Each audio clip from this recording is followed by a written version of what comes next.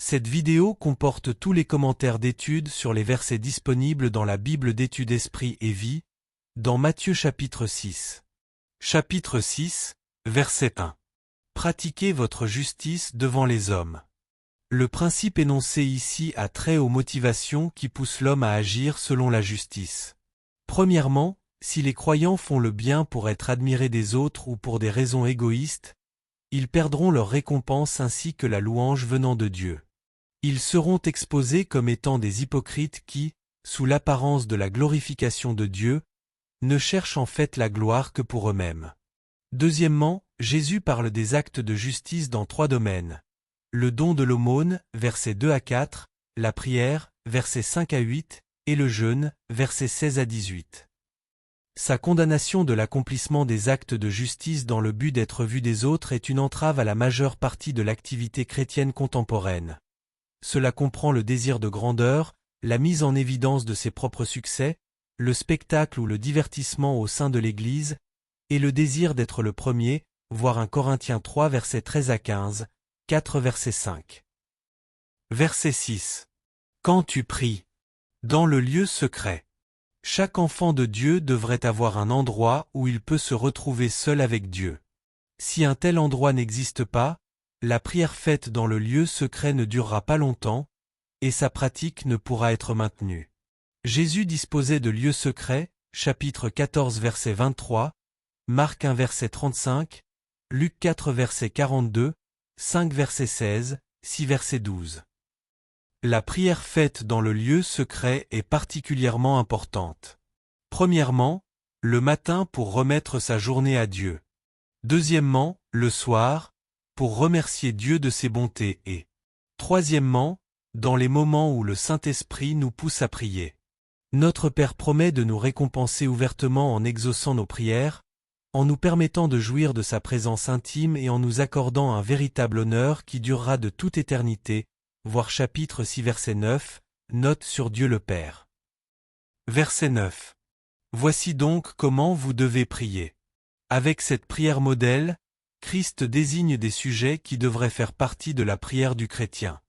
La prière contient 6 requêtes, 3 ont trait à la sainteté et à la volonté de Dieu, 3 ont trait à nos besoins personnels. La brièveté de la prière ne signifie pas que nous devons toujours prier de façon aussi succincte. Parfois, Jésus priait toute la nuit, Luc 6 verset 12. Verset 9. Notre Père qui est aux cieux. La prière comprend l'adoration du Père céleste. Premièrement, en tant que Père, Dieu nous aime.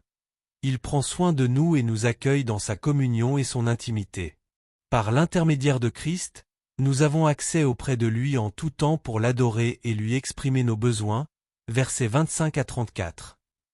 Deuxièmement, Dieu, notre Père, n'entend pas être comme un Père terrestre qui tolère le mal commis par ses enfants ou qui néglige de les mettre sous discipline de manière convenable.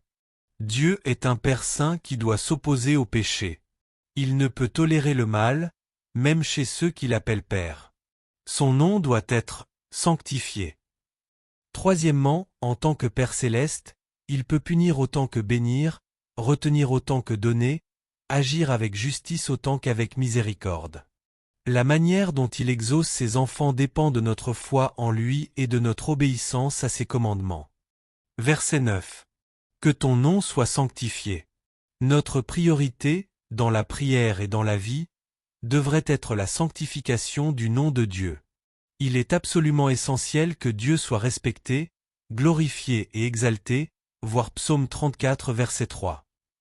Dans nos prières et notre vie quotidienne, nous devons intensément nous préoccuper de la réputation de Dieu, de son Église, de son Évangile et de son royaume. Se rendre coupable d'un acte qui discrédite le nom et la personne du Seigneur constitue un péché abominable qui couvre Dieu de honte. Verset 10. Que ton règne vienne. La prière doit s'intéresser au royaume de Dieu sur terre ainsi qu'à son accomplissement final dans l'avenir. Premièrement, nous devons prier pour le retour de Christ et l'établissement du royaume éternel de Dieu dans les nouveaux cieux et la nouvelle terre, Apocalypse 21 verset 1. Voir 2 Pierre 3 verset 10 à 12, Apocalypse 20 verset 11, 22 verset 20. Deuxièmement, Nous devons prier pour la présence spirituelle et la manifestation du royaume de Dieu aujourd'hui même. Cela comprend l'affirmation de la puissance de Dieu parmi son peuple afin de détruire les œuvres de Satan, guérir les malades, sauver les perdus, promouvoir la justice et répandre le Saint-Esprit sur son peuple, voir l'article sur le royaume de Dieu, page 1540. Verset 10. Que ta volonté soit faite. Prier, que ta volonté soit faite, signifie que nous désirons sincèrement que la volonté et le dessein de Dieu soient accomplis dans notre vie et dans celle de notre famille, selon son plan éternel. Nous pouvons découvrir quelle est la volonté de Dieu principalement en consultant sa parole, la Bible, telle qu'elle nous est révélée, et en nous en remettant à la direction du Saint-Esprit dans notre cœur, voir Romains 8 versets 4 à 14. Voir l'article intitulé La volonté de Dieu, page 1147. La volonté de Dieu s'accomplit lorsque nous prions pour que son royaume et sa justice viennent parmi nous. Verset 33, voir l'article sur le royaume de Dieu, page 1540. Verset 11. Pain quotidien. La prière doit contenir des requêtes qui ont trait aux besoins quotidiens de l'individu, Philippiens 4 verset 19, voir Luc 11 verset 3, note. Verset 12. Pardonne, comme nous aussi nous pardonnons. La prière doit avoir trait au péché et à la volonté de pardonner ceux qui nous ont fait du mal, versets 14 à 15, Hébreux 9 verset 14, 1 Jean 1 verset 9. Verset 13. Délivre-nous du malin. Tous les croyants sont les cibles particulières de l'inimitié de Satan et de son mauvais dessein. C'est la raison pour laquelle nous ne devons jamais oublier de prier pour être délivrés de sa puissance et de ses intrigues, voir Luc 11 verset 26, note, 18 verset 1, note, 22 verset 31, Jean 17 verset 15, 2 Corinthiens 2 verset 11, voir l'article intitulé Puissance sur Satan et les démons, page 1596. Verset 15. Si vous ne pardonnez pas. Jésus insiste ici sur le fait que les chrétiens doivent être prêts et disposés à pardonner les offenses des autres. S'ils ne pardonnent pas à ceux qui les ont offensés, lorsque ces derniers se repentent, alors Dieu ne leur pardonnera pas non plus. Et leurs prières seront inutiles. Il s'agit ici d'un principe important en vertu duquel Dieu pardonne, 18 verset 35, Marc 11 verset 26, Luc 11 verset 4. Verset 16. Lorsque vous jeûnez.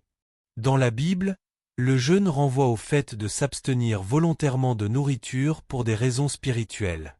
Même si le jeûne est souvent associé à la prière, il doit être considéré comme un exercice spirituel qui lui est propre. En fait, le jeûne peut aussi être appelé la prière sans parole. Premièrement, la Bible nous présente 3 formes principales de jeûne. A. Le jeûne normal. S'abstenir de toute nourriture, qu'elle soit solide ou liquide, mais pas d'eau, voire 4 verset 2, note. B. Le jeûne absolu, s'abstenir de nourriture et d'eau, Esther 4 verset 16, Acte 9 verset 9. En général, ce type de jeûne ne doit pas durer plus de 3 jours car le corps commence alors à se déshydrater. Moïse et Élie ont pratiqué le jeûne absolu pendant 40 jours, mais uniquement dans des conditions surnaturelles, Exode 34 verset 28, Deutéronome 9 verset 9, verset 18, 1 Roi 19 verset 8.